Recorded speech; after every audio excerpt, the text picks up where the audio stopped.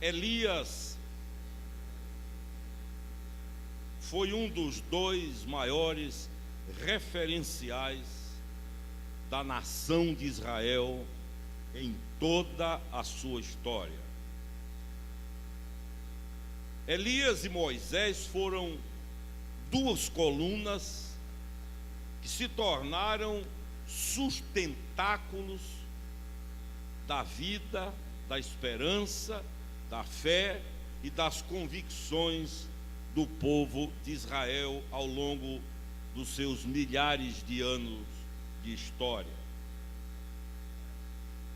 Ele é uma figura tão presente no imaginário judaico que quando eles querem resumir, por exemplo, o Antigo Testamento, isso é chamado pelos rabinos e também nas escolas teológicas do próprio cristianismo de a lei e os profetas.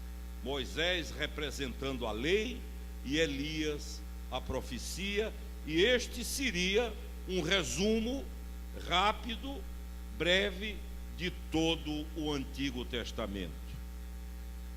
Quando João Batista começa a anunciar a chegada do Messias, eles então entendem que é Elias que vai voltar. E é preciso que tempos depois o Senhor Jesus, numa conversa particular com o próprio colégio apostólico, diga: Elias já veio. Diz isso para os religiosos, porque ele era também paradigma, símbolo do Messias que haveria de vir. Tanto que na Páscoa judaica, na celebração do Shabat, na mesa até hoje há 4 cálices, 3 com vinho e 1 vazio. Este vazio é o mais bonito, o mais cheio de adornos, e é conhecido como o cálice de Elias. E é vazio porque reza a tradição que a única pessoa que pode ou que poderia beber o vinho deste cálice seria o Messias, prometido e esperado. É por isso que na última Páscoa, quando institui a Eucaristia, nós repetimos o que foi dito, que o Senhor Jesus, tomando o cálice, não afirma a Bíblia que ele tomou um cálice, mas o cálice. Não foi nenhum daqueles 3, mas um único que somente ele poderia tomar, porque era guardado especificamente para o advento do Messias. Então ele toma o cálice e bebe. Elias, eu gosto muito de Elias, porque Elias não é de muito rodeio. Elias, ele é de uma objetividade tremenda. Elias é o sim que é sim e o não que é não. Até a forma como ele surge na história, no capítulo 17 do primeiro livro dos Reis, mostra como esse indivíduo é, de certa forma, meio rude, embora de coração não fosse. Diz o texto: então Elias, o tesbita dos moradores de Gileade, disse a Acabe, que era o rei: tão certo como vive o Senhor, em cuja presença estou, e entrega a palavra de Deus. É assim que ele surge. Não há avisos, não há previsões, não há preparos.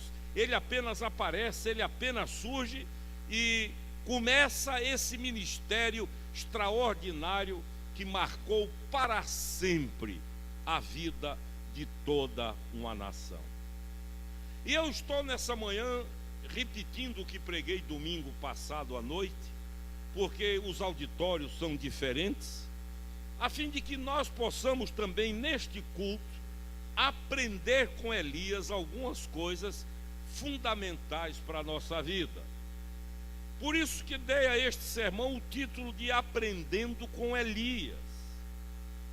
E a primeira coisa que Deus ensina Elias, e Elias nos ensina, é a questão da nossa sobrevivência, do nosso sustento, da nossa manutenção, desta coisa que na vida de muitos gera insegurança, medo, que tira o sono de muita gente, o dia de amanhã, como vai ser, o que vai acontecer, e se mudar o sistema, e se as coisas virarem de cabeça para baixo, e há pessoas que a priori começam a perder a paz. Ontem eu chamei Carmen, minha esposa, para ver uma notícia que foi publicada na internet, no UOL, a respeito de um choque entre a galáxia de Andrômeda e a Via Láctea. E este choque, descrito de uma forma lacônica, fria e, evidentemente, com as previsões preocupantes e pertinentes às dimensões de um choque intergaláctico. E quando eu comecei a ler, eu comecei a rir, ela estava de lado, percebeu, eu chamei e disse: olha aqui, não precisa a gente ficar tão preocupado, porque não vai ser um choque para amanhã. E a previsão estava lá. Os cientistas e os astrônomos preveem o choque entre essas duas galáxias para mais ou menos daqui a 4 bilhões de anos. Eu disse a Carmen, interessante é que tem gente que já vai deixar de dormir a partir de agora. É da natureza humana esta insegurança com amanhã.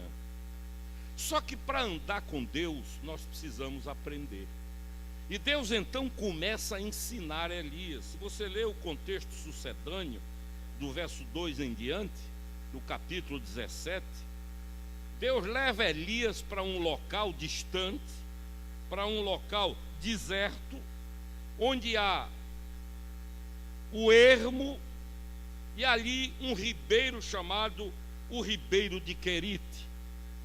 E Deus então diz a Elias: você vai beber dessa água, esta é a água que vai matar sua sede.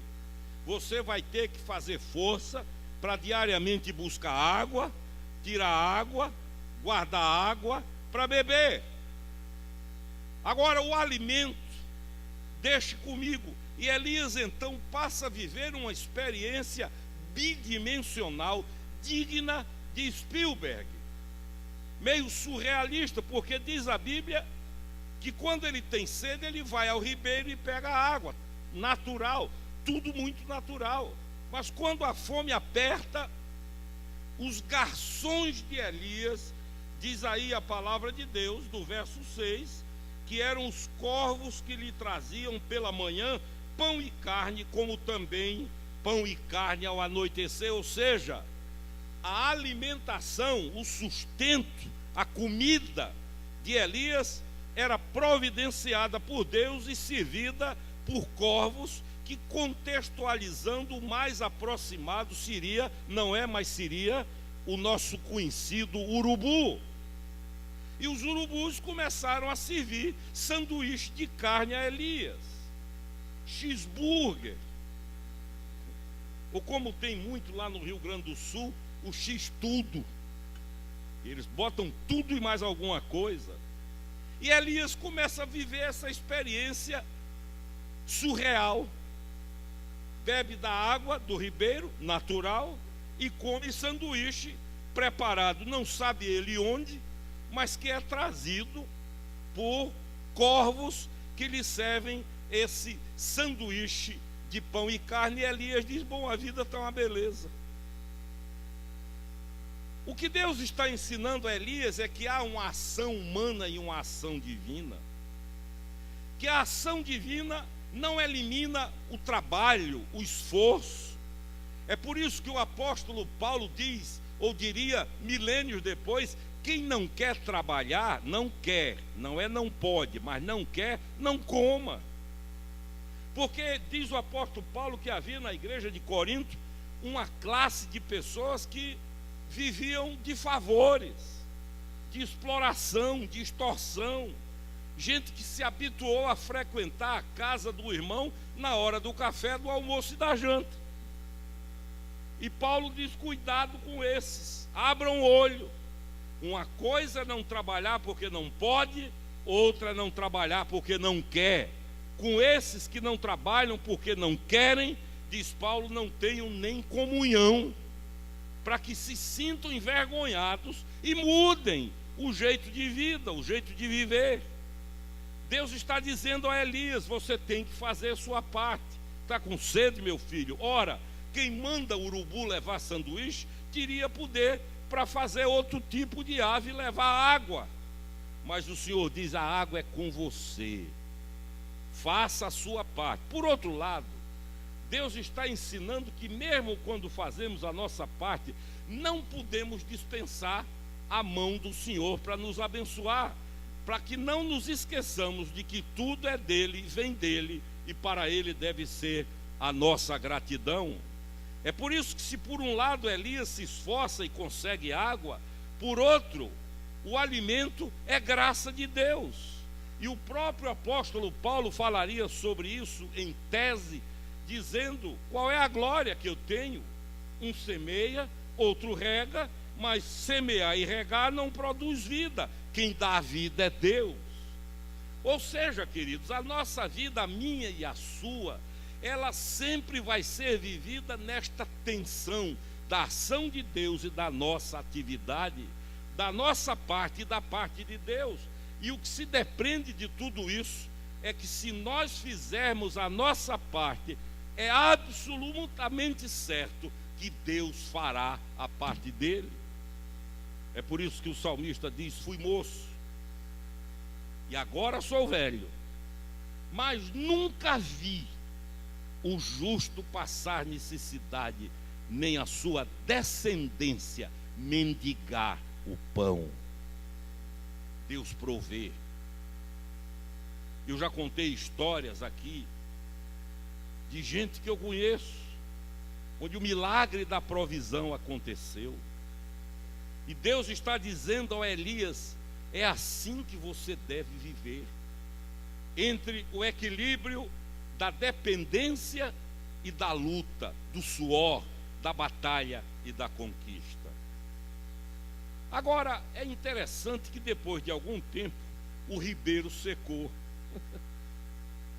Os corvos não pararam de trazer comida, mas a água acabou. Aquilo que dependia do esforço deles, chega um momento que acaba. Só que Deus aí o manda para outro lugar e ensina a Elias, e nos ensina nessa manhã, que ainda que a fonte da qual nós bebemos venha a secar, Deus tem lugar de bênção para a nossa vida, mas não vai faltar. O que o inimigo quer é que a gente estresse, viva tensionado, com medo, inseguro, assustado, apavorado, e daí para a dúvida é um passo, e da dúvida para a incredulidade é outro, e da incredulidade para a apostasia, para o abandono, para a fuga é mais rápido ainda. Deus está ensinando a normalidade da vida de quem é meu filho. Existe entre a força do trabalho e a graça do milagre, mas se por acaso a força do trabalho faltar, não se preocupe, o Senhor proverá. É isso. A segunda lição, que eu acho extraordinária e me tira sorriso dos lábios quando eu estou lendo sozinho, é que Elias enfrenta os profetas de Baal. Baal era uma divindade pagã. A palavra Baal, ao pé da letra, significa Deus do sol. Mas Baal era, na verdade, o Deus da fertilidade. Era o Deus invocado na época da semeadura. Lembrem-se que a economia do mundo repousava no campo. Era a agricultura e a pecuária. Por isso que as guerras eram geopolíticas. Quem tivesse mais terra teria mais poder. Hoje isso acabou. Com a tecnologia sofisticada, extensão territorial não diz muita coisa. Mas numa economia construída sobre o solo, ter terra significava ter mais espaço para plantar, para criar, para produzir e ter mais pujança econômica. E Israel vivia naqueles dias um problema sério, que era seca. Já há anos que não chovia, havia um desespero. Os profetas de Baal, desse Deus da fertilidade, prometem e nada acontece, e o confronto inevitável surge quando Elias os enfrenta. E a história todos conhecem. Elias desmoraliza. Em 2010 eu estive com um grupo daqui, lá no Monte Carmelo, oramos exatamente ali, vendo a beleza da Baía de Haifa, bonita, cheia de história, uma Baía que carrega um simbolismo tremendo para a nação de Israel. Foi ali que a economia teve o seu fluxo de vai e vem. Foi ali que um navio tornou-se imortalizado na história, a saga do navio chamado Êxodos, que não encontrava portos para parar. E o Monte Carmelo está exatamente sobre a Baía de Haifa, e eles são fragorosamente derrotados. E dali Elias sai e diz a Acabe que se prepare porque vem chuva. Só que o sol estava a pino, o deserto a mil. E Elias então, depois que diz a Acabe que vai chover, parece que a ficha cai. Ele diz: mas o que é que eu disse? E aí vai orar. E bota literalmente, diz o capítulo 18, o rosto na terra. Mete o rosto na poeira. Curva-se diante de Deus. E aí chama um menino que era ajudante e diz assim: meu filho, eu estou orando há tantas horas. Vá ali e olhe para o mar e veja se há alguma nuvem. Aí o menino ia, olhava, voltava e dizia: só céu e água, não tem uma nuvem. E Elias disse: pronto, eu disse ao rei que vai chover. Aí ele chama o menino a segunda vez e diz: meu filho Zezinho, vá lá e olhe. Aí o menino vai e volta, diz: profeta, está do mesmo jeito. E faz isso a terceira vez, a quarta vez, a quinta vez. E Elias ora, enfia o rosto no chão. Ele está vivendo a tensão entre a fé que ele tem para prometer e a realidade que o cerca, assim como nós vivemos. Nós vivemos essa tensão todo dia. A gente afirma que Deus é Deus, mas quando a coisa aperta, a gente não sabe mais para onde olhe. Elias diz: amém, o Senhor pode tudo, mas a chuva não vem. Até que da sétima vez, e ele lembra que havia dito a Acabe, e Acabe era um rei perigoso, casado com uma mulher 10 vezes mais perigosa, que era Jezabel.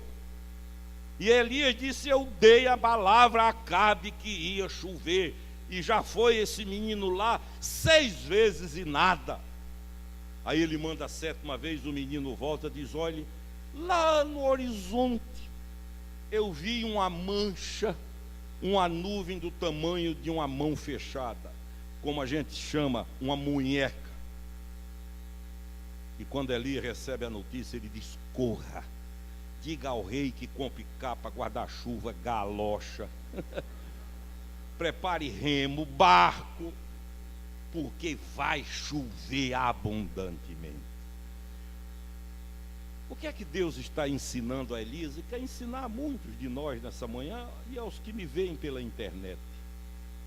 Deus está dizendo simplesmente isso: descanse, porque nenhuma das promessas do Senhor falhará. Deus é fiel. Talvez você já tenha orado uma vez, 2 vezes, 3 vezes, 4 vezes, 5 vezes, 6 vezes. Quando você menos esperar, você vai olhar para o horizonte e vai ver uma manchinha. Prepare-se. É como aquela viúva de Sarepta que precisava de comida, e Deus providencia um milagre da multiplicação do azeite, e o azeite não acabou, acabou a panela, a botija. Enquanto havia vaso, houve azeite. Enquanto houver coração disponível, vai haver milagre. Enquanto houver vaso para ser abençoado, vai haver bênção. E Elias começa a louvar a Deus e dizer: o Senhor é fiel. Deus é fiel. Deus não deixa nenhum servo dele decepcionado ou desamparado. Ele vela para cumprir a sua palavra. Qual é o nosso problema? É que quando Deus promete, a gente quer resolver. Eu conheci uma menina que uma vez teve uma promessa de Deus a respeito de um casamento. E ela ficou muito feliz, obviamente.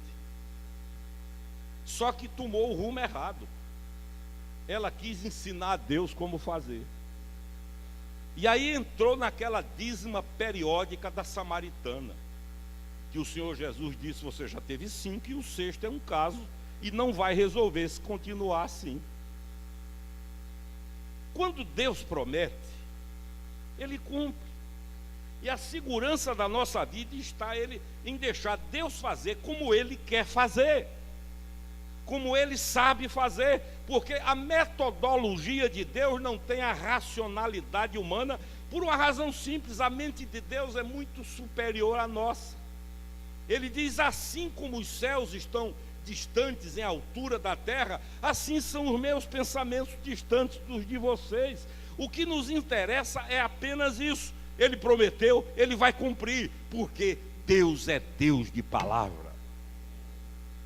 Você que já vem orando há tempo, que já teve promessa de Deus, você que me ouve, que me vê aqui ou lá na internet, e que tem promessa de Deus, em nome de Jesus, descanse, sossegue, ou como dizia minha velha mãe, baixa o facho. Morena tinha essas histórias. Porque quem cumpriu tem poder, quem prometeu tem poder para cumprir. A Bíblia diz: Deus não é homem para mentir, nem filho de homem para se arrepender. Ele cumpre, Ele chega, mas chega na hora dele. Quando você pensa que não tem mais jeito, quando você acha que as esperanças foram sepultadas, quando a lógica humana te informa que é melhor a acomodação, o assumir a desgraça, as cortinas se abrem, a mão de Deus opera e a chuva de bênção cai sobre a nossa vida. Choveu tanto em Israel, que a palavra diz que durante 7 anos para frente eles comeram com fartura em abundância, porque o que era deserto foi transformado em oásis. Bendito seja o nome do Senhor. E a terceira e última lição que Elias nos ensina, queridos, é simples. Elias viveu altos e baixos. A vida de Elias foi de uma topografia normal. Ora ele estava no alto, ora ele estava embaixo, ora com a cara no pó, ora com os olhos na glória, ora vendo milagre, ora passando provação, ora alegre, ora triste, ora sorrindo, ora chorando. Se você ler o capítulo 18 e 19, você vai ver que ele viveu depressão, tornou-se uma espécie de caramujo, enfiou-se nele mesmo, encaracolou-se, chega a pedir a morte. O estado depressivo de Elias, desse homem que viu Deus fazer grandes coisas, desse homem que viu Deus operar milagres, ele entra numa espiral descendente tão grande que ele pede a morte. Ele ora a Deus e diz: só eu fiquei. Aquela autopiedade que diz: ninguém olha para mim, ninguém cuida de mim, ninguém me ama, como dizia Nat King Cole no célebre bolero: ninguém me ama, ninguém me quer. Elias entrou nessa. Elias olhava para Deus e dizia: ninguém me ama, ninguém me quer, só eu fiquei. Deus olha e diz: menino, deixa de bobagem. Olha, a gente dá trabalho a Deus. A meninice nossa dá trabalho a Deus. É porque Deus é Deus, é paciente e é benigno. Deus faz 9 vezes, a gente duvida da 10ª.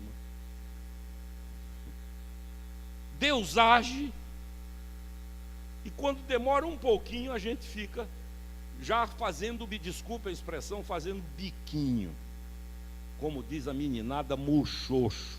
Antigamente As meninas tinham uma expressão que eu não sei nem se existe ainda, que chamava-se rabisaca. Lembram disso? Tem gente fazendo rabisaca para Deus. Deus demora um pouquinho, aí... Olha, só o pavio de Deus para ter paciência. Se não, vejam, Elias come sanduíche trazido por urubu, bebe água de Quiriate, derrota os profetas de Baal, vence o rei, a rainha e o estado, vê chuva cair sobre o deserto. Depois de tudo isso, esse indivíduo se mete numa caverna, vira um chorão, autopiedoso, só faz ter pena dele. Ele olha para ele e se chama de coitadinho, e esse é um estágio perigoso da doença. Depois se sente só, eu fiquei só. Aí Deus chega e diz: não, há 7.000 que não dobraram os joelhos e que são tão bons quanto você. E prepara Elias para o fim. E aí está a terceira lição. O que Deus nos ensina com Elias é o seguinte: entre o começo e o final, a luta, há decepções, há perdas, há doença, há lágrimas, há dores, há tristezas, ao sobe, ao desce, à alegria, ao abatimento, ao lucro, ao prejuízo, à saúde, à enfermidade. A gente vai, a gente vem, a gente vai, a gente vem, num movimento incessante, como diria Lulu Santos.